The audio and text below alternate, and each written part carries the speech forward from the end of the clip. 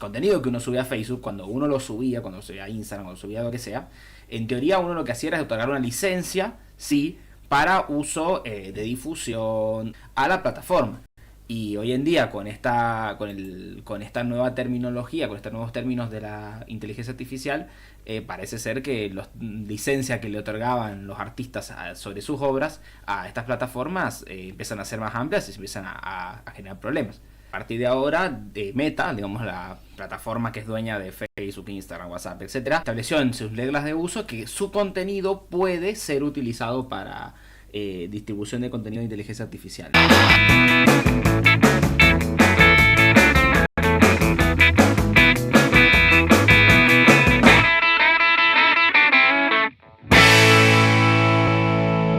Y ya lo tenemos a él, ya está con nosotros Germán Rodríguez, él es abogado del arte, así ustedes lo ubican en redes sociales. Ya lo vamos a saludar. Germán, bienvenido, buenos días. Buenos días a la audiencia, un gusto estar por acá y bueno, un gusto siempre venir por acá para comentar sobre alguna temática que me empieza a preocupar o a interesar, digamos. Sí, y sí, yo lo remarcaría preocupar, porque hay muchas preocupaciones en torno a la inteligencia artificial, que si bien muchos y muchas se la conciben como un copiloto a la inteligencia artificial, pero está esta otra concepción o este otro pensamiento de que, bueno, viene a usurpar o viene a ocupar lugares o los lugares de humanos, básicamente. Y en este caso vamos a hablar de los derechos de los artistas, pero en contexto de la IA, inteligencia artificial. Sí, básicamente porque, bueno, hace unos días hubo un anuncio que generó bastante polémica, que era que a partir de ahora, de Meta, digamos la plataforma que es dueña de Facebook, Instagram, WhatsApp, etcétera, estableció en sus reglas de uso que su contenido puede ser utilizado para distribución de contenido de inteligencia artificial, ¿no? O sea, que se podría utilizar, con inteligencia artificial, ¿cómo funciona? Se alimenta de muchísimo contenido disponible en internet y a través de ese contenido con el que se alimenta, aprovecha y utiliza y genera contenido derivado, ¿no? Entonces, cuando uno escribe a ChatGPT o le escribe a cualquier otra plataforma, qué sé yo, Crayon, DALL-E, cualquier otra plataforma de Midjourney que funciona con creación de contenido, uno lo que hace esa plataforma es buscar entre toda su base de datos enorme y crear contenido derivado en base a este contenido.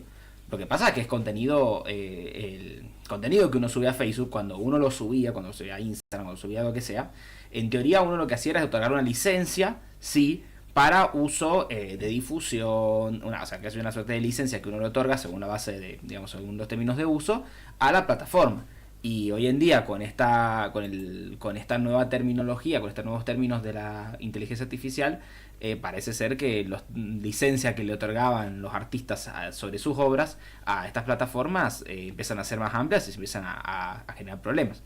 Incluso se ha provocado que varios artistas empiecen a migrar de plataformas a plataformas que tengan términos de uso, digamos, que blinden el uso de su contenido para inteligencia artificial. Otros que básicamente no saben qué hacer, porque el problema es que Instagram y Facebook y estas plataformas de redes sociales siguen siendo el mejor escaparate, digamos, el mejor lugar de presentación de sus obras y sobre todo para lo que es trabajo por comisiones. Entonces difícil es que si empiezan a migrar masivamente de las redes sociales también se hagan conocidos. Entonces, bueno, entramos en un limbo y digamos que este es el menor de los problemas en el último tiempo. Bien. Ha habido muchísimos conflictos en torno a la temática.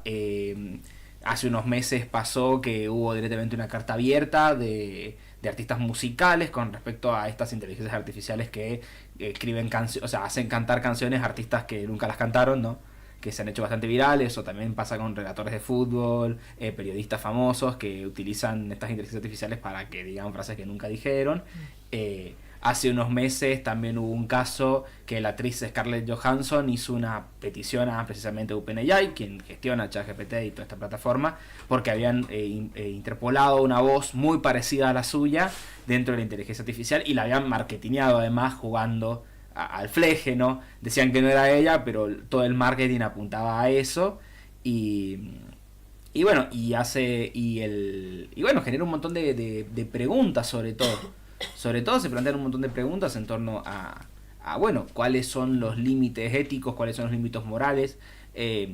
también asistimos a una suerte de, yo le llamo privatización del derecho de autor, digamos, porque, o privatización del derecho a la libertad de expresión, porque tampoco los estados llegan a tiempo a establecer legislaciones claras, entonces termina quedando todo a merced de las plataformas, de los términos de los TOS, ¿no? De los términos de uso de la plataforma. Algo que recalco demasiado cada vez que vengo por acá, pero el hecho de que los estados se hayan visto, digamos, inútiles o inutilizados por el avance, siempre el derecho va por detrás, pero tal vez nunca había ido tan por detrás como ahora en estas temáticas, y el problema es que empezamos a entrar en ámbitos de limbos cada vez más peligrosos, limbos que no permiten persecuciones legales en caso de que se cometan delitos, porque básicamente son figuras penales no tipificadas, y bueno, ámbitos donde terminamos sujetos a la moralidad de las personas, que con todo lo que eso determina, porque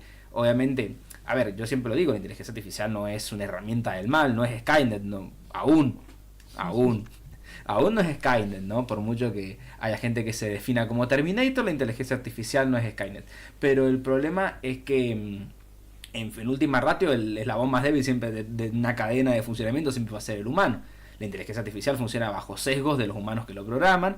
No sabemos cuáles son las bases de datos que se les cargan, pero sí deducimos por los resultados que da que tiene una base de datos con cierto nivel, por ejemplo, lo que es contenido académico, con cierto perfil, ¿no? de weird, que se le llamó toda la vida, el perfil weird, de white, educational, interuniversity, o sea que básicamente es un sesgo de confirmación histórico que refiere a que no responde o sea, responde a ciertos criterios muy particulares, y nos gusta también pretender que básicamente la inteligencia artificial es como el derecho, ¿no? Que responde a una óptica objetiva, y en última ratio responde en criterio al contenido con el que se le alimente. Si yo alimento una inteligencia artificial con contenido periodístico de determinados medios, o alimento con contenido académico de determinado pensamiento o sesgo económico, sesgo político. Weird es, lo digo ahora porque lo tuve que buscar, es Western, Educated, Industrialized, Rich and Democratic. O sea, significa, se refiere a... Fue un estudio que se hizo hace tiempo en la Universidad de Cambridge que mostraba que todas las encuestas las responden ese tipo de personas: gente blanca, educada, o sea, con estudios universitarios en curso terminados, industrializada, o sea, que vienen de países desarrollados, rica en el sentido de que vienen de países con PBI alto y con una subjetiva democrática. O sea, en el sentido demócrata de la palabra estadounidense, ¿no? De votantes del Partido Demócrata. Entonces, mostraba que cuando uno hace una encuesta pública de intereses, muchas veces a nivel social, no le pega y por eso las encuestas constantemente, y vemos estas situaciones que electoralmente las encuestas no le pegan, entre comillas, a los resultados democráticos futuros, porque el común denominador de la gente que responde a las encuestas suele ser este perfil de persona, ¿no? Esto es un estudio que se hizo hace poco después de lo del escándalo de Cambridge Analytica, cuando Facebook salió y bueno, saltó a la ficha de que había estado vendiendo bases de datos y Big Data a fines privados, y tuvo que ir a declarar a Mark Zuckerberg al Congreso. No sé si se acuerdan de esas fotos de Mark Zuckerberg de saco, respondiendo casi como un androide a preguntas del Congreso de los Estados Unidos. Cuando poco después de ese escándalo de Cambridge Analytica salta esta demostración de los sesgos de confirmación. Entonces, obviamente, hablando mal y pronto, pero la línea de flotación del pensamiento social estándar con el que tenemos, digamos, asumido lo que piensa Doña Rosa, responde a una Doña Rosa muy particular, y la inteligencia artificial responde a esa misma óptica porque está cargada por este mismo tipo de perfil de personas. Entonces empezamos para mí responde a lo que yo digo, o sea, responde a lo que yo afirmo, que es no es la inteligencia artificial una plataforma objetiva. Ahora, no es una plataforma del mal, pero responde a los prompts que le dispare la persona en particular, ¿no? Que literalmente la persona coloque un disparador, y ese disparador es al que responde la inteligencia artificial. Y ahí es donde entramos en estos limbos que empiezan a preocupar cada vez más a cualquier persona que conozca cómo funciona, ¿no? Sí, en diferente área. Personas que se mueven en diferentes áreas están preocupadas por la inteligencia artificial. Me quedé pensando en lo que decías, ¿no? Acerca de que no es objetiva la inteligencia artificial. no responde o sea, no responde a criterios objetivos, responde a los criterios... a ver, es un procesador de texto glorificado, la inteligencia artificial predictiva. Detecta la siguiente palabra que vas a decir, pero su sesgo de detección responde al contenido con el que ha sido educada. Por eso digo, si yo la educo con pasquines de tinte amarillista y genero una API que solo haya leído pasquines de tinte amarillista, me va a dar, y les digo que me escribo una nota sobre cualquier tema, me va a dar una nota que chorrea sangre. Si yo le escribo y la genero, como todas las inteligencias artificiales que han sido entrenadas, con contenido educativo, sobre todo de JSTOR y de plataformas de contenido de divulgación científica, las respuestas que da tienen esos sesgos. Y como en última ratio, en realidad quien controla, una vez estuve en un congreso muy bueno, que fue un congreso de Wikudi, que es básicamente Wikimedia Commons, dijeron que controla el archivo, controla cuál es la versión de la historia que se cuenta. El archivo histórico responde a ciertas ópticas que responden a ciertos intereses geopolíticos, económicos, y esto no soy yo siendo conspiranoico, estoy diciendo, el derecho lo escribe alguien. Claro, sí. Los artículos los escribimos un grupo muy particular de personas y nos parecemos bastante entre nosotros. Hoy en día sí se privilegian voces, y bienvenido sea que se promuevan, y se privilegia escuchar voces que históricamente no habían sido tanto escuchadas, pero la gran cantidad masiva de contenido que está rondando en internet, por ejemplo el contenido científico, responde a ciertas ópticas, y esas ópticas son las cosas que te responde ChatGPT cuando uno le dice escribime un resumen del Martín Fierro. No sé si va a ser una crítica con respecto a una visión eurocentrista, probablemente escriba una crítica literaria de vieja escuela en torno a ópticas tradicionales de la educación tradicional, que es lo que más abunda en internet si uno busca eso.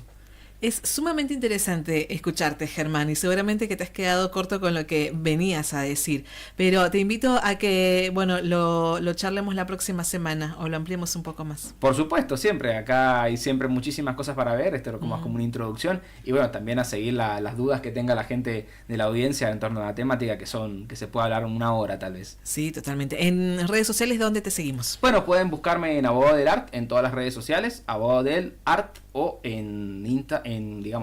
como la página web abogadodel.art. Perfecto. Germán, muchas gracias. No, a ustedes por la invitación, siempre es un gusto estar por acá. Germán Rodríguez con nosotros, abogado del arte, ya lo decía, hablando sobre los derechos de autor en contexto de IA, inteligencia artificial.